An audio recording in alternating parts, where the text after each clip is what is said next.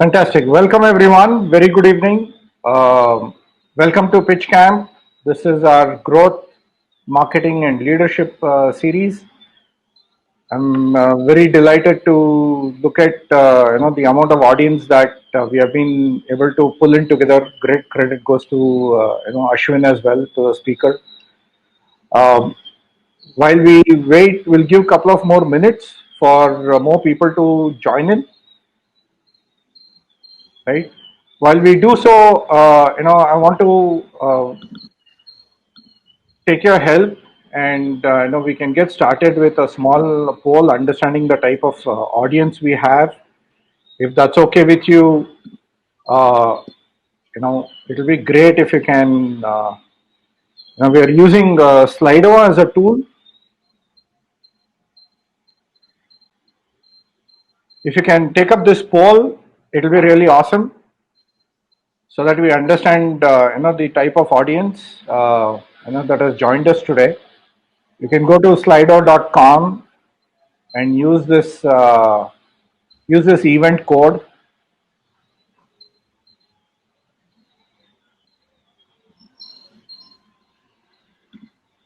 Right. We'll keep this. Today's session. We have planned it. Slightly different based on our experiences of hosting past webinars and the feedback that we also received from the previous sessions as well. So I'm going to keep it very highly interactive and highly engaging. With all of you. Ashwin has put together some great content, which will involve a lot of Q&A back and forth between all of us. So on the tool per se, there are two ways for you to ask questions. One is you can use the Q&A tab, which is there on the right side of AirMeet, and you can also use raise your hand as an option, where you will come live with your audio and video on, and you can ask the speaker your live question. Right. So we've got 25 or 29 participants right now. When I launched the poll, we have 12 responses so far. So would love to have more responses coming in.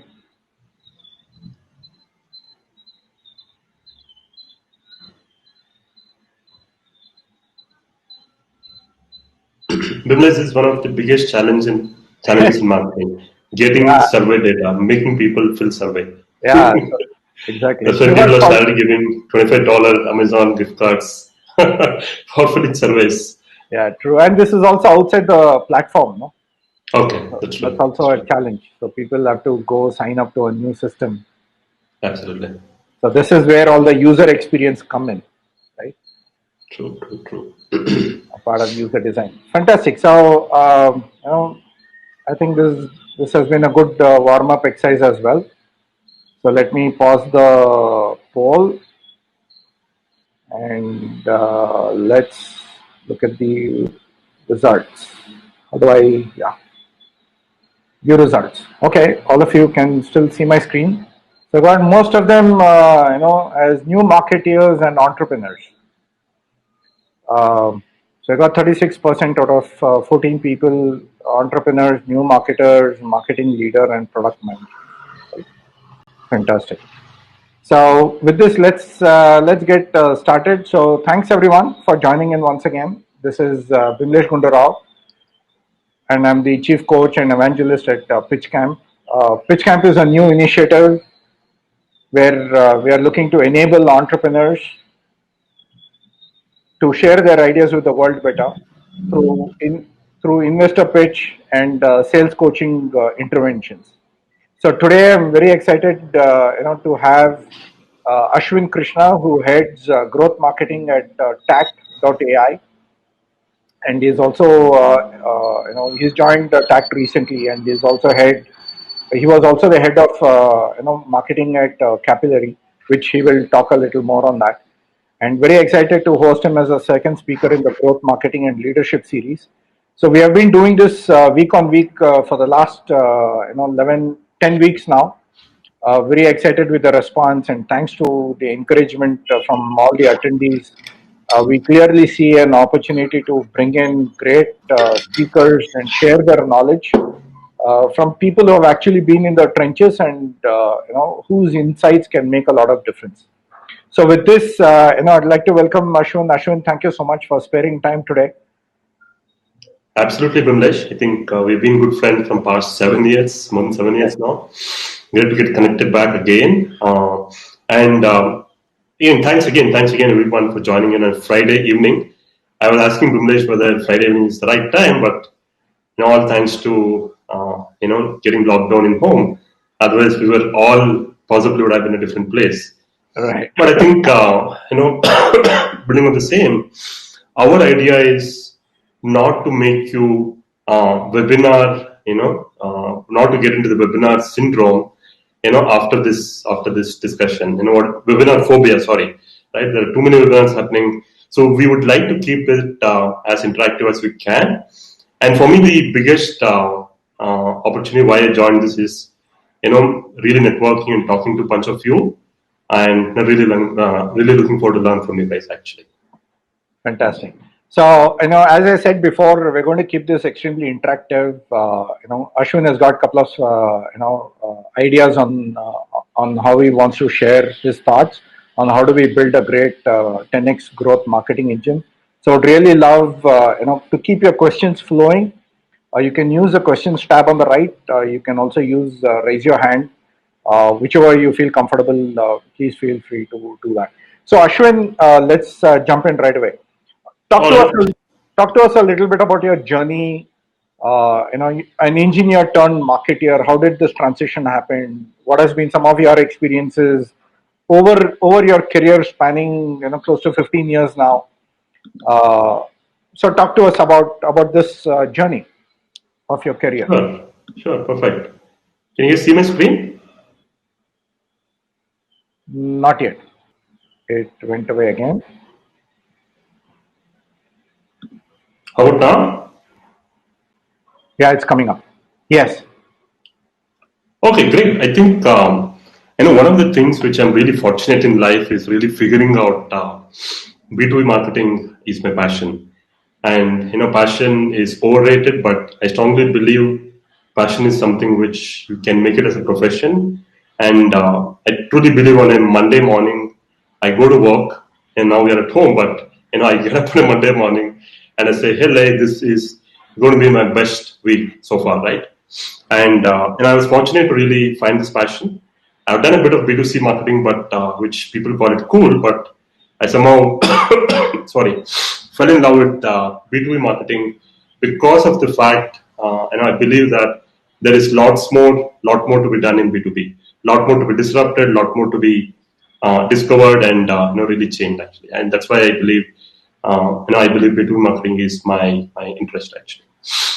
Fantastic. So currently, I have been fortunate to really work across companies. I had two failed startups. One I started, moonlighted, and ran it for about 9 months.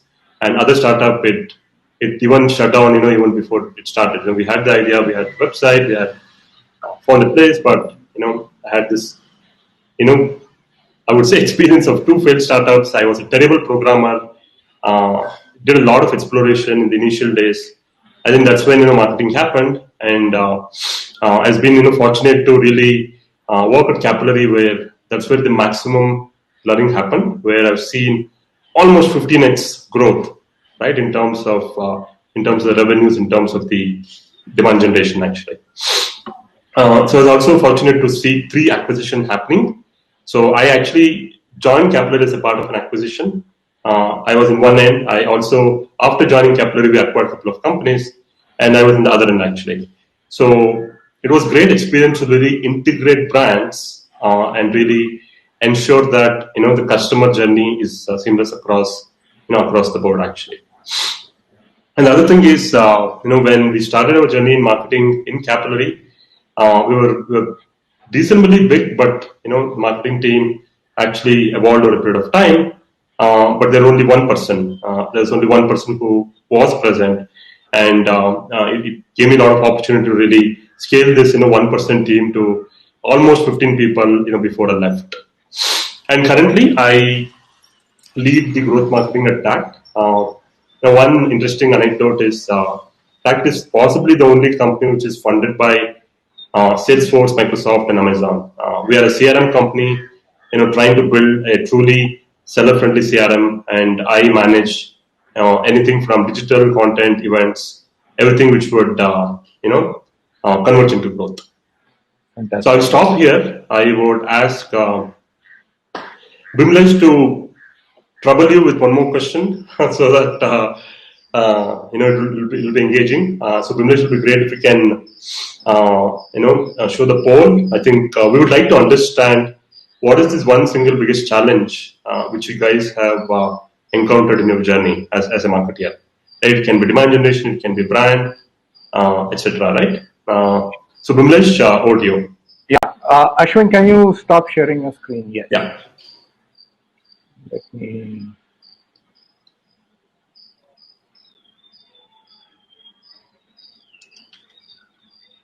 Yeah, folks, the next poll is on.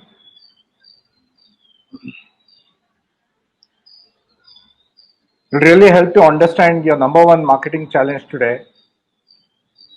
Your the way you see it. It could be at your role, at your organization. What's the objective that you're working towards at?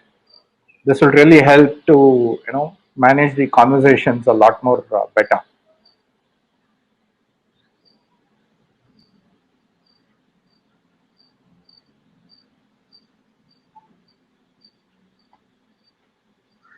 Amazing.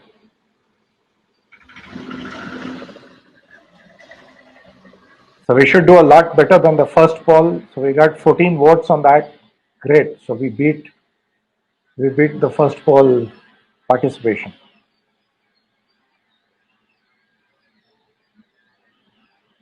Excellent. So you got close to 50 people. Come on, folks. Some more responses can change the way this data can be interpreted.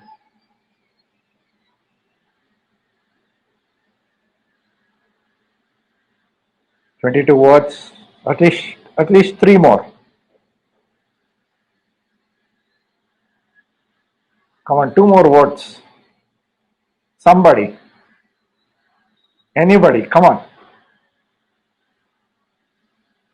24. One more. One more can tilt either to a majority or equalize.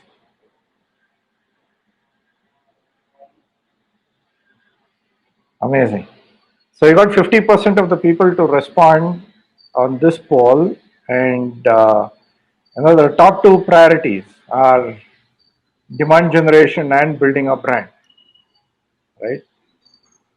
Absolutely, Brimlish. I think this is expected. I think marketing is a mixture of art and science. Art is about building a brand and really building a memorable brand, and demand generation is really converting that into real dollars, right? I'm not even talking about leads, actually. Right. I'm talking about demand as real revenues. I think that's what we're going to talk. How do we really make marketing deliver dollars, right? There have been times when people used to say, "Okay, I've written 10 blogs. Nobody's going to listen to that. Listen to the shit now. All they're worried about is, especially in a small setup, it's all about revenues." Right? Let me quickly run through a couple of more slides, and then again after every slide, I would be happy to you can help me sort of curate questions and any questions you have. So Bimlesh, help me put it up so I can try and answer. Yeah, absolutely. So great. I think as you guys rightly mentioned, I think top 2 challenges are really generating demand, and the second is about building brand. Actually, I would sort of structure this in a slightly different way. The revenues would happen when 3 things really interlock and come together in sync, right? So one is the content. Ashwin, your the slides marketing language is really storytelling, right? Ashwin, your slides as a brand. Yeah. Sorry, your slides are not visible. Okay. You need to activate your screen share. Got it. So sorry for that. Yeah, no problem. How about now, Bimlesh? Yeah, it's coming up. So So thank you, everyone. We got, I think, close to 30 people responding to the poll. That really speaks of your engagement. Thank you so much. That will also help in the way Ashwin can take this forward. Right? Yeah, Ashwin, over to you. Sure. So just building on where we were, I think fundamentally revenues can be driven by three things, right? One is great storytelling, which is content, and it's all about building great content which is relevant, which is fresh, which is unique, and it's insightful actually. So a lot of the times brands actually write out content just for the heck of it. That just doesn't work actually, because there are hundreds and thousands of people now writing content, be it guides or blogs. And if you take that lame approach of, okay, let me write something, it just doesn't work. So I'll try and give you sort of a framework as well. How do we build everything based on the consumer insights, which I'm going to talk about in the next slide. So first is the storytelling, right, which is great content. So second is about how do you propagate this content in the right channel, right? It's extremely important to understand the basic thing in life. Where does your audience hang out, right? Let's say you have ERP buyers who might be going on to a website which talks about ERP as an industry, right? Great. So go ahead and strike a partnership with that website, and then generate co-partner with them, generate content. Or let's say you believe your audience is is not on digital world. How do you reach out to them, right? It's then you have to figure out ways like partnerships. For example, for us in Middle East, the digital penetration in terms of the number of searches was almost one fifth, I would say, compared to, let's say, Southeast Asia or in India. So what we did is we spent some time to really work with some partners. We did a bunch of events. I think the first principles approach here is to just go and figure out where your audience present, where do they hang out, and the third thing is about community, right? How do you find this information? That where do my customers hang out? Sure, I think I would start with saying talk to your sales guys. Talk to your sales guys. Speak to a few prospects. Speak to a few customers. This whole secondary research is really boring, right? It is very contextual. Something in the US doesn't work in India. Something in India doesn't work in China. So it's the best way to do it is speak to your sales guys. Whoever, let's say, signs up, right? You do a call. You'll just ask one question. Hey, how did you reach out to us, right? How did you reach out? Somebody would have signed up on LinkedIn, but they would have possibly, used another 5 channels to explore you actually. And hence, I think this primary way to figure out where does this people hang out, I think is a great way to do it. Fantastic. Sure. And the next is about really build a community, right? Community is as a overall is about it's not really a very tight knit community like in a Yelp or in a, let's say, Facebook. This community, what I'm talking about, is a very loosely knit community. It all starts with the inner circle, which is your employees, customers, then your fans, people who subscribe for your blogs, all of that stuff. Your LinkedIn community, your social community, and finally you have investors actually. And the key is to ensure you build the brand and drive demand by making use of all of these folks in the community.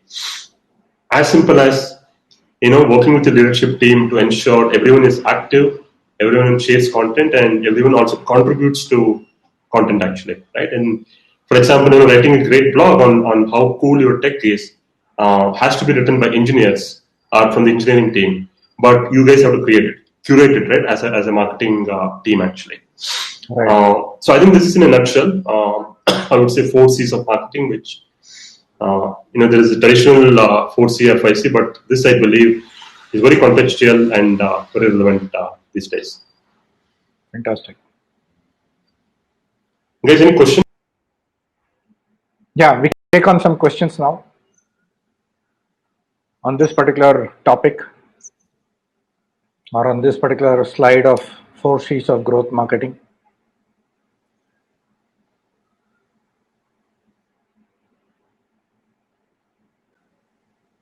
Okay, we will move on, and then we'll certainly have time for questions, right? Yeah. This is the first part, right? This is really about great storytelling. I had this great as one word popping out because it's not just about telling a story; it's about great storytelling. So one of the things we really suck at, right? The Indian marketer says, we are Uh, not great. We are not great storytellers, actually. okay. Sorry, Ashwin, Ganesh. your video is off and your screen share is off. Oops, it's quite crazy because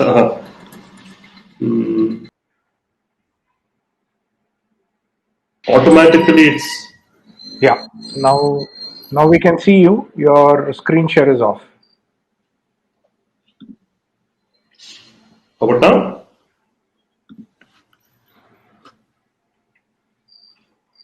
Not. Yeah, it's coming. Yes.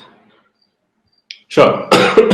So I think as Indian marketers, so we are not great at storytelling. We really suck at it, and so one of the key things which when I speak to founders, I tell this one thing. Start telling your stories even before you write your first line of code. Right? So start talking about your industry. Don't worry about what product you have. You know your audience. Start talking about it actually. Right? Start talking about it. Start building a brand because brand building would it's not an overnight thing, right? It takes years and years actually. So how do we do it, right?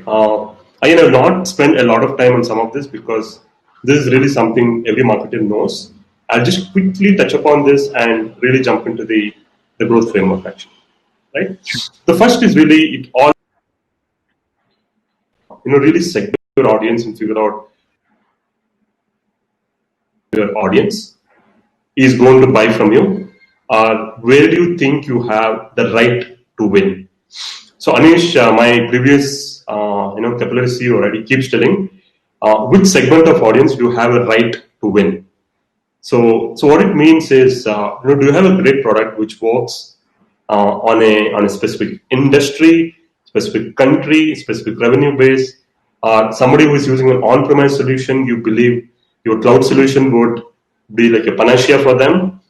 What is it, right? It's really a ICP is nothing but a marriage of what sector, what revenue size you want to go after, how much money they have, what is the willingness to pay, and what are the other products they typically use, right? Right. We do this, even at tag, right, where we go after companies who are using a specific product, and it becomes a lot more easier for us to refine the messaging and tell them how we are different, versus what they're using actually. True. Ashwin, we lost your screen again. Oh, that's actually quite crazy because not doing anything, but Yeah, I think there's some glitch. You can that's just Murphy's law. you can try stopping and restarting your screen share. Yeah. Okay, sure. Yeah, so ICP is really the first rule, right? Even before you do anything from marketing, just try and figure this out. Work with your sales, work with your product teams, work with your customer success team to really build this actually. And then it's about taking an inside outside in approach, right? So there was a time where people used to bore us to death by talking about how cool their product is scalable. While I'm a marketing persona, I'm trying to buy a marketing automation engine. If somebody comes and says, they've written this platform in C++, I don't care, right? What I really care is the key jobs which I want to get done. The key job for me would be, for example, as a marketing automation engine, to really run targeted campaigns, to really run campaigns so that the emails will reach out to the inbox. My open rates are high, so that I get more and more leads. I think so. This JTBD is a great framework. This is a framework by a Harvard Business School professor, Yeah. Professor Clayton. He unfortunately passed away last year. I would urge you guys to go and read about it. It starts with a simple premise saying, what is this problem or a job which you are trying to solve of your customers, right? And there's a great illustration actually. Don't worry about this skateboard nuts and bolts or how much angle it is built. Just talk about how fun the skateboard can be, how easy it is to use, or how portable it is. That's what the customer cares. Right, and then finally, really going about, you know the customer, you know what problems they understand, what problems they're going through. Then it's really about refining your personas. Actually, all of you guys know about it. Just one point on this: make the personas more as specific as we can. Understand their emotional as well as the the one is psychological, right? How do you meet the psychological needs, and second is also about the rational needs, right? They look at things like solution should be secure, and psychological need is this a trustable brand actually. So make the persona as tight as you can, and most importantly, map all the personas in a segment actually, right? And then you got to ensure you have to reach out to everyone in the company. And once you figure out who's the decision maker, start with them. And you got to. A lot of the times we have helped the sales guys to figure out who are the other folks in the company who is in the buying community. Then you used to run campaigns for them, build an awareness, and we used to, in a nutshell, we used to reach out to the entire buying community. Buying committee, sorry. So amazing. So you run these campaigns. You design these campaigns. So there are two ways, right? Typically, companies look at communication and lead generation. Some of them follow the account-based strategy, Right. or a persona-based strategy as well, right? Right. That I cut across all my accounts, target accounts, and I put together persona messages specific to separate personas, Right. and I reach out. Or the Right. other way is I reach out as an account specific, right? Sure. Because I know more aspects of an account, and then I do an outreach activity. So, in your experience, what has been the kind of results that you have seen that has worked for you? Which approach works better, and in what scenarios would you recommend an Indian approach, a persona-based communication approach? Sure. Great question, Bimlesh, actually. So both are important. Account based would always work better because you are going to do an outreach to, let's say, Maastricht Bank, who's looking at a financial ERP, by understanding who they are, who are the buyers, etc., versus a persona which is more generalized or more specific to a persona, but it's general across, be it the segment or be it the category, all of that, right? So my learning has been persona based or a sector based campaigns would work in the very few days in the company, because you have limited time, you have limited resources and time. So start with, let's say, sector based campaigns. Let's say your product caters to pharma, your product caters to, let's say, retail. Take one vertical, understand the vertical, take the personas, try and have different messages for the persona in that vertical actually. Otherwise, even vertical specific messaging also great. As in when you have time and as in when you build your team, I think account based marketing is really a true nirvana, right? Especially when you're in the enterprise segment. It's all about reaching out to making sure N is equal to 1 happening. N is equal to 1 is about, okay, what is the message I'm going to talk to a Maastricht bank, right? Versus let's say SBI Bank in India. Two different geographies, two different scenarios. Right. Got it. Fantastic. Thanks, Ashwin.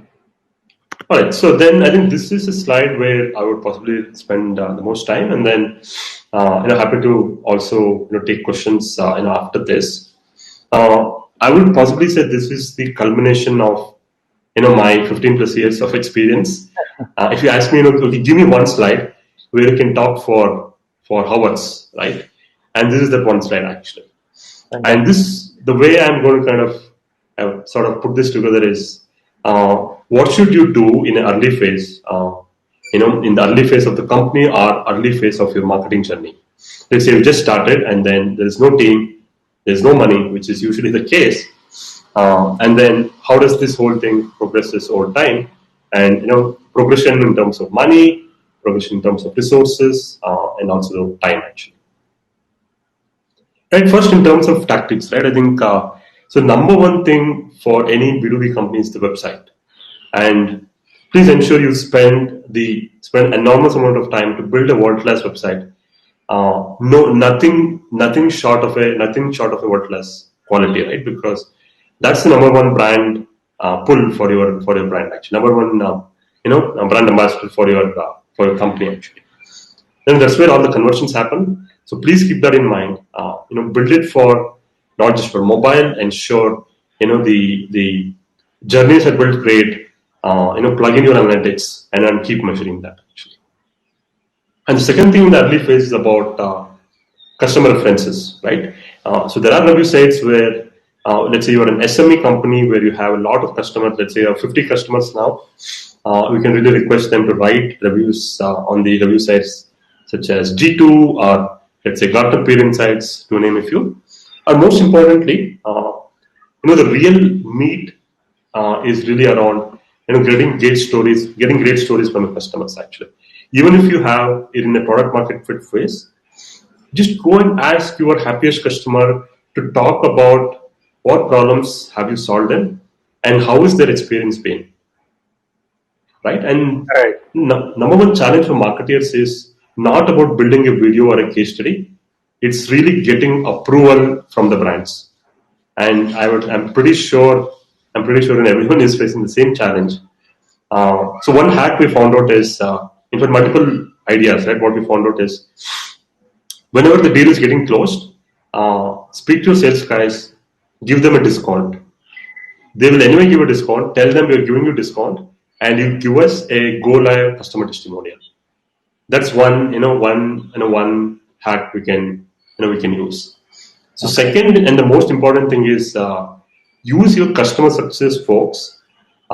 Try and build rapport with some of the folks in your customers, and especially who would like to talk, who would like to celebrate themselves, right? Somebody who is very talkative, somebody who wants to build their presence, some of that, right?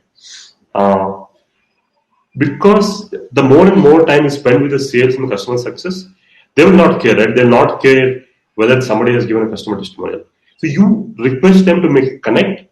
Once you have the connect, it's up to you, actually. You talk to them, you talk to the customer, specific person, make them comfortable, make them win. The most important thing is, the stories are not about you, actually. It's about, what problem the customer was facing, how did he or she became a hero, and last but not the least is talking about how did your product really make them a hero, actually. So I think this is this one biggest learning, which has completely transformed our approach, towards customer references. Fantastic. And moving on, people say cold calling is dead, which is true, actually. Then why did I put this? There's a slight variation here, right? It's not just about cold calling, it's about cold emailing plus calling, actually. And the truth is, no matter how great your product is, it's very, very hard to get this initial set of customers, actually. I think that's where, you got to use this approach where you take a vertical, understand the challenges, write a bunch of emails, a sequence of, let's say, 7 emails, which used to be our formula, 1 quarter, 7 emails, followed by calls, right? You have your automation system, email automation system. It will tell you, okay, you sent 100 people, and let's say 10 people have opened 2 emails. Call them up, actually. Call them up and say, hey, I was trying to reach out to you, and it looks like you are interested in this. Would you like to hear more about how can we help you, actually? Right. So cold calling used to be our possibly one of the biggest sources when we started our journey in 2013, 14. Okay. And the percentage share kept going down. I'm talking about just cold calling. And then a couple of years back, when we started doing cold calling with email as the leading channel, things started working again, because people have seen your email, they will respond better. Right. Right. Again, moving on, I think so. One of the key learnings has been so LinkedIn is a great lead gen channel. That was our initial thought process. we were completely wrong. We were just wrong. Uh, so I think this is a constant debate every marketer would have. Why do we use LinkedIn actually?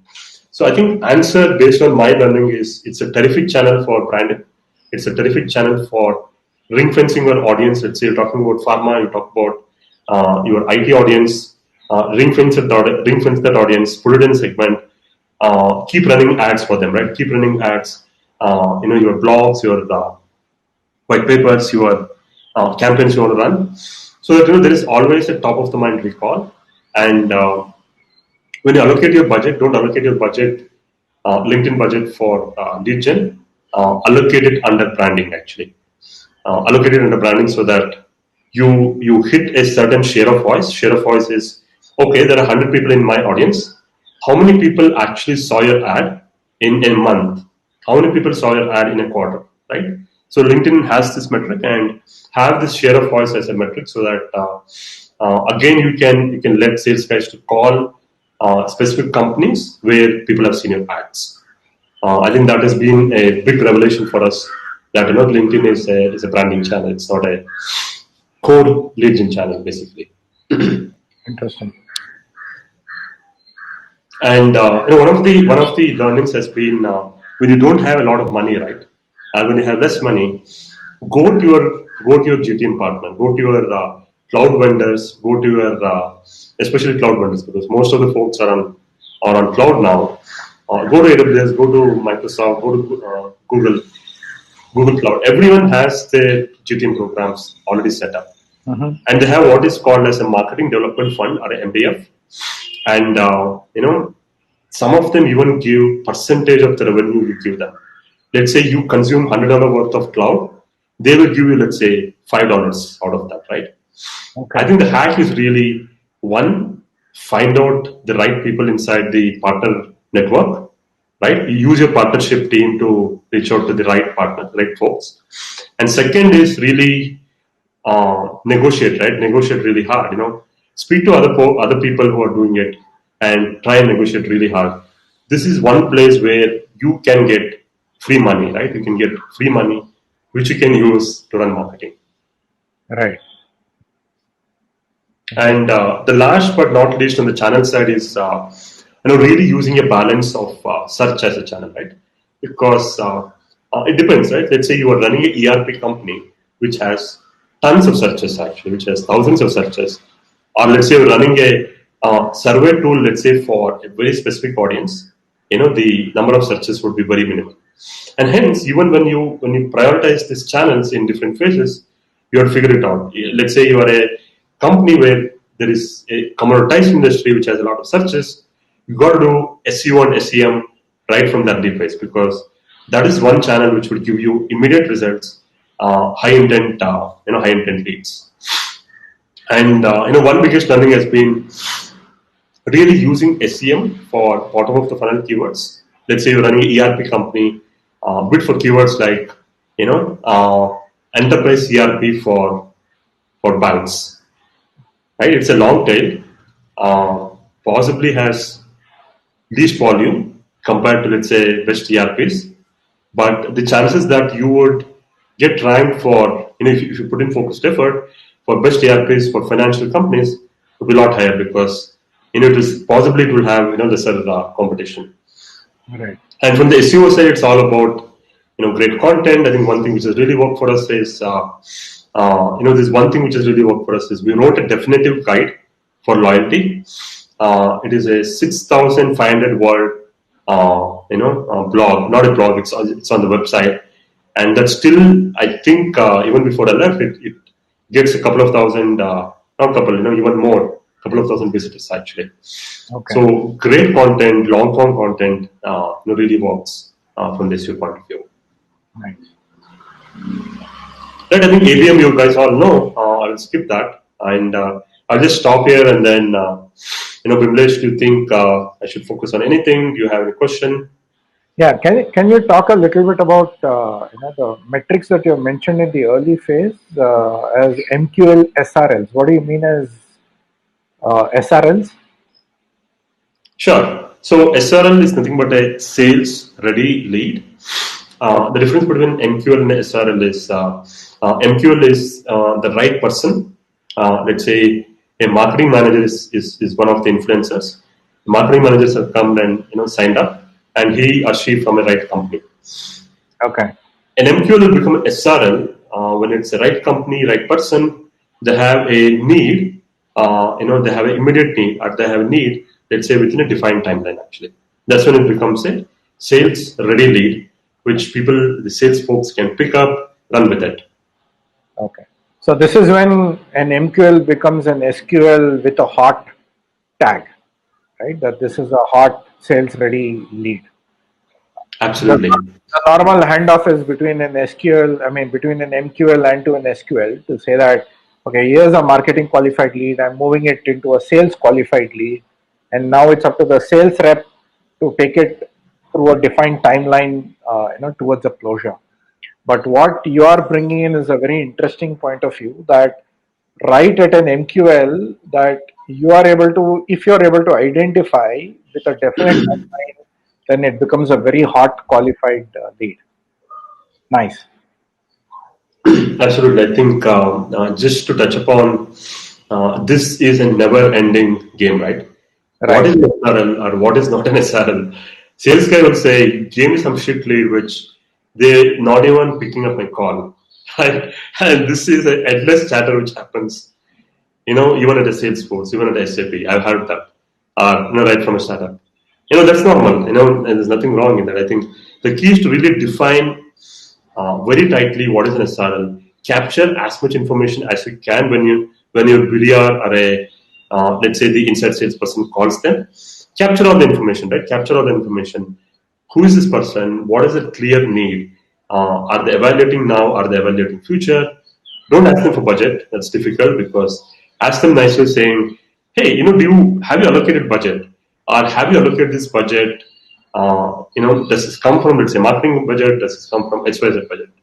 Don't Got it. ask them for what is your budget. It's going to be like, okay, this guy is like really figuring out whether I'm the right person, whether I'm really qualified to talk or not. So please don't ask that. But the key is to tighten the MQL to SRL handoff. Vimlesh has rightly said, so that there is lesser chatter. When you hand it off to the salesperson actually. Fantastic. So we've started to get some questions. You know, we'll take the question from Mr. Praveen. What analytics tool would you recommend at early phase, and what metrics are people are looking for? Sure, great. I think this is again another question which is, which is, which haunts every marketer. And I'll tell you, where we came from, right? What did we do so that. So we had a nice stack, very simple. We had Google Analytics, which helped us measure all the top of the funnel metrics, especially non-LinkedIn, non-social type of metrics. And we had LinkedIn as another primary channel. So that used to sort of feed in all the engagement metrics, on the campaign manager dashboard. So what we built is we literally ran the entire marketing operations on a Google sheet. And I'll confess this, and then we haven't used like a super cool dashboard tool or a click view or a Tableau, which is very expensive, right? It literally eats into your marketing budget. Right. But what you have to do is just use this basic tools, right? You have the analytics, you build your goals on analytics.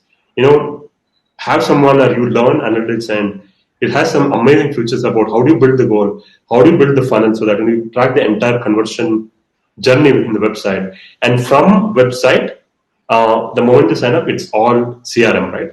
CRM is your single source of truth, which is really a static data. And then what you got to build is really simple set of dashboards. I would say quasi dashboard or a pseudo dashboard. I would say, which possibly says, okay, weekly, channel 1, channel 2, channel 3. Weekly, what is my MQL, what is my SRL, right? And then so on and so forth. And then you can build, if you have a big sales operations team, they will help you. Or otherwise, you got to figure this out, right? You have to build your template. Spend a lot of time filling it every week, so that when you have the weekly review call, you have the data in one place actually. Yeah. And I think at an early stage, you really can't copy another company's metrics as your company, right? So you may Yeah. have a plethora of metrics that you can measure, Right. but you need to pick and choose some of those metrics that matter to you at that particular phase, right? For Absolutely. example, if you're in an MVP phase, I want to understand the number of visitors who come in to my Mhm. website. How many of them are actually responding to say a survey question, or how many people are downloading my particular app, Right. or signing up for an early beta access. So Right. these metrics would matter, at an MVP stage. When in Absolutely. my post MVP stage, when I go live with my first few products, I really like what you have mentioned in the optimize section here, that I will then start measuring month on month or on a week on week your impressions, clicks, visitors, trial signups, right? Right. And I would also add people who are engaging with my content if I'm spending some time on content. So I think this what to measure and at what stage to increase measurement is something that will be an ongoing, evolving activity. Am I right, Ashwin? Yeah, absolutely. I think so. This is my journey, right? This whole metric subsection. In the early phase, we used to, as you mentioned, we used to talk about a lot of the engagement metrics. How many people signed up, and later it became an MQL discussion. How many MQLs have we generated, Right. and then it all became SRL actually. Right? How many leads am I passing to salesperson every week? Got That it. is the only discussion we used to have, with the sales team actually. And then as we grew, the entire discussion switched to opportunities. Hey boss, how many opportunities did you give me this month? Right? Opportunity is nothing but salesperson have done bunch of meetings. They know that there is a budget. They possibly shared a proposal, etc., etc. I am not getting into too many details, but opportunity is something where you have a financial value tied. Right. Our entire conversation was around what is the number of opportunities and what's the cost per opportunity, which we're seeing, across channels, etc. And literally, before I moved out, we were discussing how can we tie the closure values, or how can we give sales quota to every person in marketing. Right. And this is a very controversial topic to Correct. talk to marketers, saying they will laugh at it, saying, okay, how the hell I'm going to control what the sales guys are going to talk, how then I'm going to really, how then I can make my variable, if somebody doesn't close. There is a very fine line. There's a very fine line in terms of, tying a closure as a KPI, or having pipeline as a KPI. But I think the key is really you got to generate quality pipeline. You got to generate quality opportunities who actually convert. That's the whole thought process actually. Got it. For example, we were at a phase where we were having so much pipeline. Sales guys were saying, don't give me leads. And end of the year, we had miserable conversions, right, from pipeline to closure. And then we uncovered when we did a double click on the opportunities. Quite a lot of them were not great opportunity. They were just exploring. They just said, okay, I've taken a demo, or some of them just said, okay, had 2-3 meetings. Some of them even don't even picked up the call later because they're possibly doing some competitor evaluation before they bought something else. So I think the key as we mature, right, from left to right, is moving the whole needle from quantity to quality, right? Be it the quality of the lead, or quality of the opportunity, or let's say size of the opportunity. Right. Yeah. That's also the maturity evolution curve, right? That Absolutely. as the organization evolves, processes evolve, people also learn, how the culture of the organization is picked up. That's Right. when the true moving of the needle happens from quantity to quality. Great. We have a next question coming in. This is from Nitesh.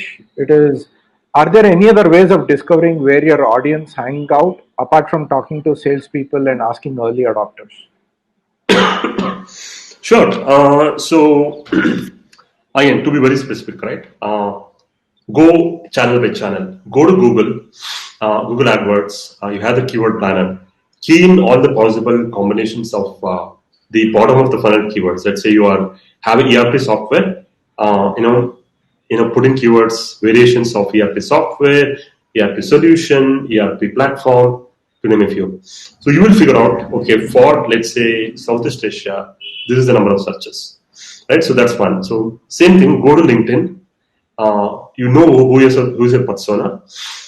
Figure out how many people are there out there on LinkedIn with your persona for a specific category and for a specific geography. So you got your data. So you have LinkedIn, you have AdWords, which are two most important channels, and and third is the events, right? I think the way to look at events is go to event websites, look at the speaker profiles actually, because it's very very hard to figure out who is coming in the event. Right. Look at the speaker profiles. If majority of the speakers are the ones where you can sell the product, right? Let me take an example. Let's say I'm going to a BFSI event. Whole bunch of the speakers are, let's say, CEOs of the banks, right? Are CEOs of fintech companies, or let's say CFOs of fintech companies. Let's say that is your persona. That's the event you should be there, right? If you have an event which has a bunch of speakers who are bunch of speakers who are not even relevant, automatically your audience will not hang out there. It would be yet another event where the event organizer would promise you sky and you'll get peanuts. Right. Fantastic. That's a great hack. Excuse me. The other question is the next is from Venkatesh. In B2B manufacturing market, it is much harder to understand who will be involved in the decision-making process. Okay. In industries with huge decision-making units where clients must reach a large and diverse audience. So this is about understanding, your buyer center. Got it. Okay. Is this something that marketing can solve? Absolutely. I mean, marketing has to be in the forefront, right? Right. Because you have your ulterior motive here. The moment you understand who is the buying center, it will not just solve your company's problem. The first problem it will solve for you is okay, who is the audience, right? So that you can do everything possible dovetailing that. I mean, there are industries which is very hard. For example, government, right? Government where it's highly impossible to really write out a map saying, okay, this is the general persona map. Okay, the buyer is a digital officer, chief digital officer. There is a CFO who approves the check, and there is someone else who uses the product. Very, very hard, right? In a government setup. I think in that case, what would possibly work is have a basic framework done by talking to take a bunch of cases, right? Take, let's say 10 past conversations you had, talk to the sales guys, do this mapping, and what happens is not every case this buying center would remain the same, right? Because even in a retail setup where we used to go, there used to be large conglomerates like Tata, where I don't even know, it's super hard to find the intricacies between who reports to whom, who's actually writing the check, and the lot of times where we used to figure out in the last minute, right, where they used to say, okay, we're going to release the the folks who won the RFP. We were not there, and then later when we go and double click what has happened, we were speaking to the wrong person, right? I think sales guys have to come to rescue here. They really have to ask that genuine question to to all the audience whom they meet, in terms of how is the organization structure, what are your priorities. More before asking organization structure, asking about what are the priorities for let's say this quarter, let's say for this year, and then everything else, right? What's the organization structure like? Who cares, right? Who cares for the product which you guys are buying? and asking these genuine, honest questions, in a really nice way and at the right time, can really open up a Pandora's box actually, and you possibly will shift the gears entirely. Saying this is one company where CIO is the decision maker, right? Not the marketing guy, and then you have to switch gears, and then you slowly have to figure out some pattern saying, okay, for conglomerates, let's say the decision happens from from the founder, right, who is possibly has started this company from a long time, is very passionate about taking the control. But in a small setup, possibly the CEO would hand over the responsibility of the reins to the marketer and say, okay, you go ahead and choose a product, give me three options, we'll figure it out together.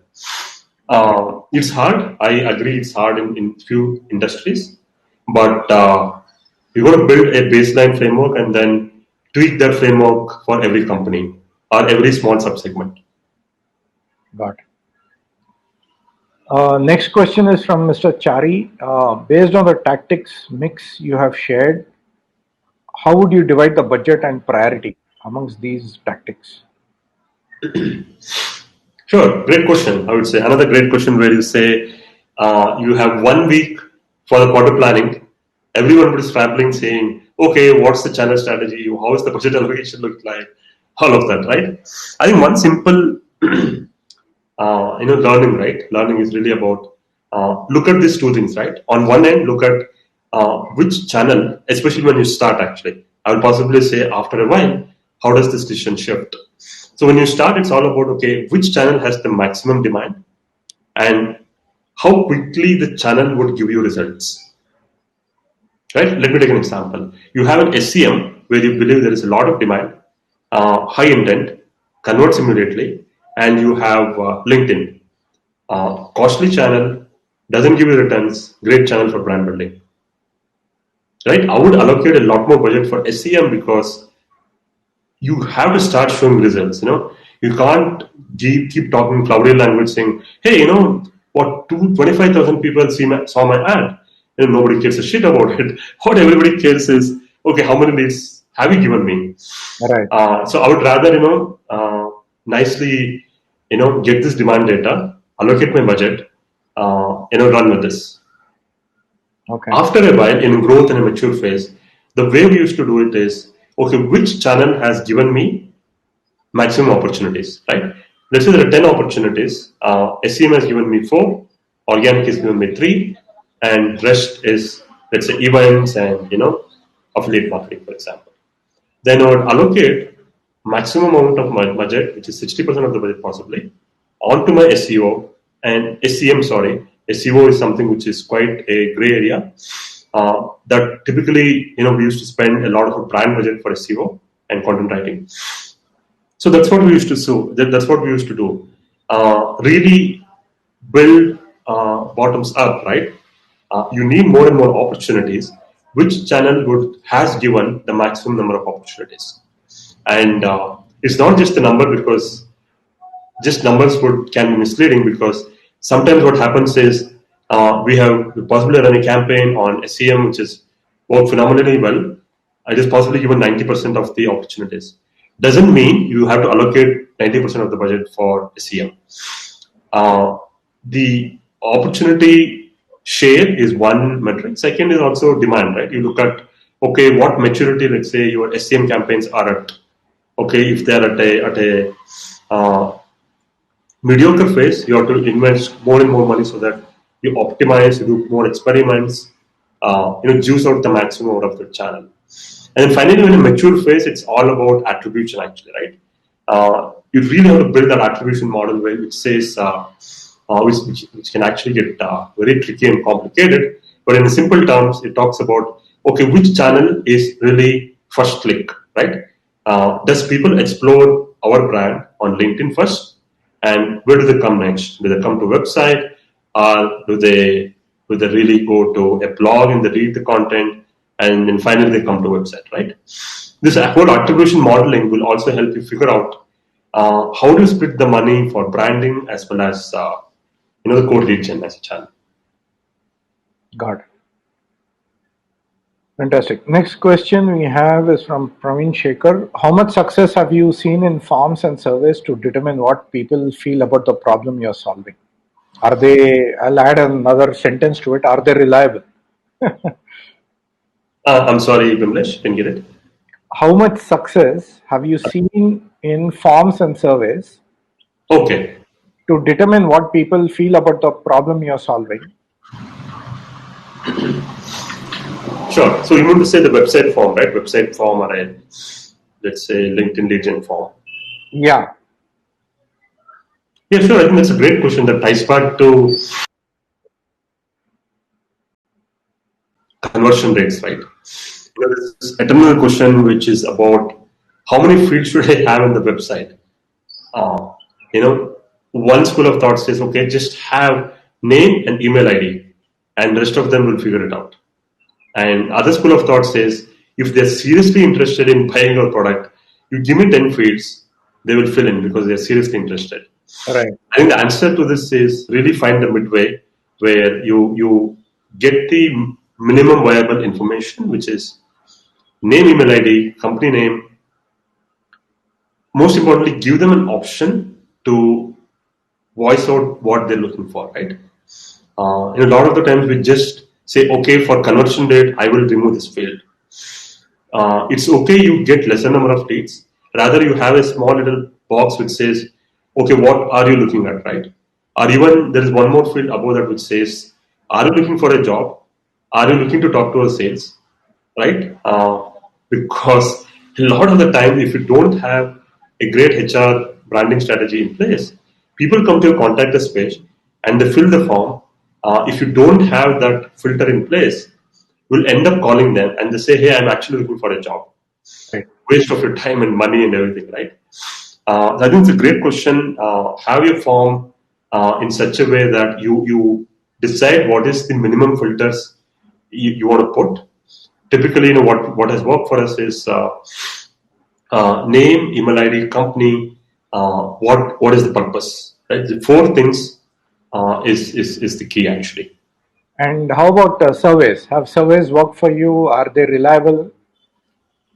That's I think that's another big challenge. I think we haven't done a lot of surveys, frankly. I think what we used to do is really go with the conventional wisdom, where we used to talk to the sales guys, talk to the team, talk to the customer success team, etc. And then you used to find patterns, common patterns. For example, in the Middle East, which was almost 2 years behind India in terms of digital revolution, we had an e-commerce product. So this is one point of time where we really figured out e-commerce is hot actually, because that's when soup.com and the noon.coms of the world came in, and the natural progression was really starting their own e-commerce storefront. So we had a platform similar to Shopify or Magento or a Hybris. And that's when we this conventional wisdom based on talking to people helped us to really go and launch the product with a big bang, campaign. Fantastic. Cool. I think we've got two more questions before we open up for networking. Sure. If a product is an innovation that currently does not exist, for instance, in the food tech industry, how do you go about calculating the market penetration rate? This is from Apar Goel from Accenture. Got it. Got it. I think it's a great question. This is this category of products which shapes the new category, right? It's like a category shaping products. It's like iPhone, getting launched and really shaking the entire industry. Uh, I think one way to really do it is really try and understand what are they currently using, right? For example, if you are trying to create a cloud solution for a food tech company, or let's say FMCG company, who are traditionally using a on-prem solution. So try and find that parallel, right? Find that parallel. Let's say they're using a traditional ERP while you have a cloud-based ERP. So, sorry, try and understand what challenges they are facing in the proxy or a parallel solution which you found out actually. Mm-hmm. Right? It can be even very, very unconventional, right? For example, if you launch an analytics solution for an FMCG company, try and find a parallel. So what that solution can be? The solution can be Excel sheets, right? Simple Excel sheet. The regional managers or the regional sales manager, cranking their entire night, to preparing that, consolidating the sales information from different sheets into one, sending it to their manager, and then same thing happens actually. So try and find that parallel or the proxy, and that would help you understand what's the possible market size which you can disrupt actually. Okay. Right? And then second and most important thing is how much people are willing to pay, right? And that is a defining factor for the revenue size of the market. And this is a question which you can talk for a while. To cut the idea short, I think the idea is to really genuinely ask how much time people are spending with the current solution. One way to possibly do it is figure out how much time we can solve, or how much, let's say, additional revenues we can generate by, let's say somebody using your solution versus Excel sheet, right? Which is a function of time and additional revenue, right? And then we can say, okay, you give 5% of additional revenue, which I will generate for you, and then that's my price. And then that's very tricky, but that's one bold way to go forward. Fantastic. Ashwin, by the way, your video is off. If you can just turn that on, it will be great. Okay. The next one is from Raghav from iGiver. We are a social service platform connecting NGO to nearby donors for donations. What's a great way for us to bring in more donors with zero budget to spend on marketing? Your recommendations. Sorry, just a minute. I think Bimlesh, I'm not able to activate my video actually somehow. Okay, let's leave it at that. Okay, sure. Sorry, you're talking about the donors? Yeah, Raghav from iGiver. Mm-hmm. He has a platform or an app which connects donors to NGOs. Okay. So with zero marketing budget, how can I onboard more donors? Onboard more donors, okay.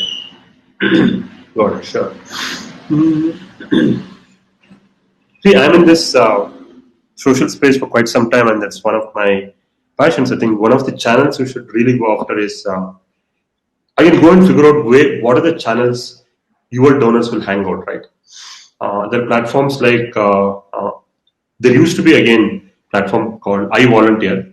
iVolunteer is it's an ecosystem of volunteers who are committed to make a difference, and those are your first bets, because if they're ready to, if they're willing to share their expertise and time, they're also willing to contribute, because they're this set of committed folks. There's this set of committed folks who are ready to shell in money when they connect with the cause. Actually, All right. Again, it used to be mailing. You've got to really figure out. I think now it's Facebook groups, right? I can talk about WhatsApp groups, but it's too, it's not very open, right? How do you find out in WhatsApp groups? You can't. So you go to Facebook, find a bunch of groups who are actually, let's say you have an NGO which is in education.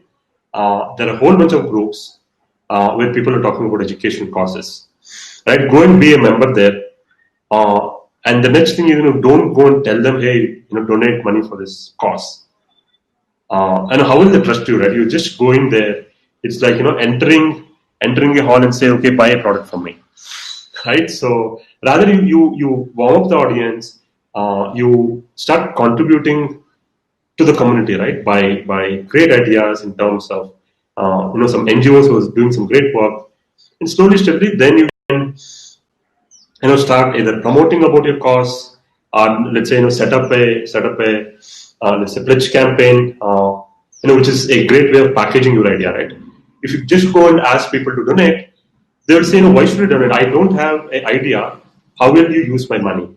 Rather, you go and say, we are going to build a compound wall for this code, and we directly need like 5 lakhs. It's the security of your kids at stake.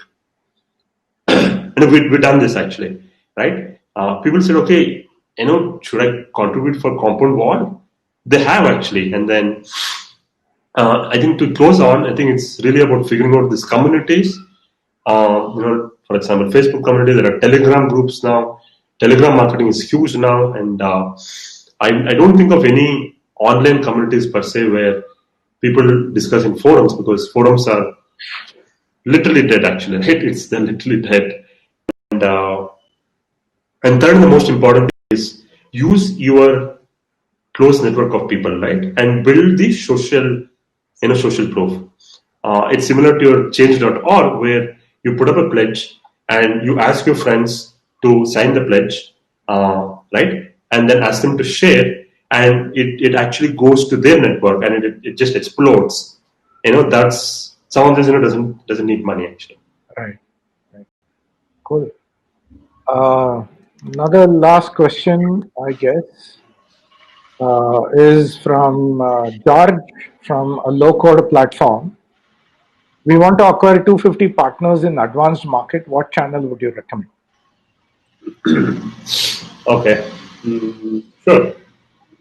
Oh, 250 partners, is it? Okay, that's an ambitious number, yes. Yeah. Sure. So I think one is, one of the key platforms you can go after is if you are a AWS, if you are an AWS partner, let's say you have a cloud solution. So they have this portal called APN portal, which is Amazon Partner Network, where they literally put in all the partners segmented based on the industry and products actually. That's a great tool, not just APN, but there is NPN and others. Go and figure out exactly what type of partners you want to go after, whether it's a channel partner, reseller partner, strategic partner, consulting partner, and then go and filter them. And then there are ways, even within APN or APN, you can literally write a message to them. Literally, you have to build a list of companies. Once you know the companies, it's like a cold outreach, right? And partners would be more than happy, more than willing to revert back, because they would start getting revenues when they start working with you. Right. Yeah. One suggestion, if I can add, Ashwin, is your platform. In my interpretation of partners, are software development agencies. One way to look at them globally is you can look at aggregated websites, just like how G2 Crowd is there for SaaS. For Okay. agencies, you have clutch.co and goodfunds.com. Right. These are US based, but they cover across the world. Sure. And similarly, you got these freelancing websites where you also have some companies listing out themselves. So Sure. these are places where you can find these partners. And once Sure. you find these partners, you'll have to mine the data and then do an outreach to these partners. Absolutely. So that's another channel where you could figure out, again, going back to Ashwin's point, figure out where your partners are spending time. Where are your partners? Right. So, that will True. help answer that question. Fantastic. So, I think we have one last question, just for the benefit, we'll bring this up. Marketing engine that works in India. This is from Rajesh Tulsi Mani from Exponentia. Marketing engine that works in India often hasn't worked in other geographies. Mhm. Apart from SEM and content, which needs to be contextualized based on the geography, are there any other pointers when we have to reach out to new geographies? Sure. I think that's a great question. I think at Capillary Red, we were there at I think 14 geographies, all the way from Saudi Arabia, where most of the local companies used to interact with Arabic, all the way till Thailand, where you have to speak Thai actually. So GTM for every country is completely different. You can't go and copy paste what is working in India to what is working in the US. We burnt our hands big time. Back in 2013, I think when I was not there, we spent tons of money, tons of budget. People try to replicate what we used to do here. Just doesn't work. That's definitely great point. I think one of the ways, I think we should. It all starts with what are the right geographies to go after, right? So as a marketeer, you should spot these early signals where uh, which country where you are getting most traffic from, right? Apart from let's say your core geography, people might be discovering your content. Let's say you're India based, folks from Middle East are actually somehow figuring out the content or they're getting references, they come to your site.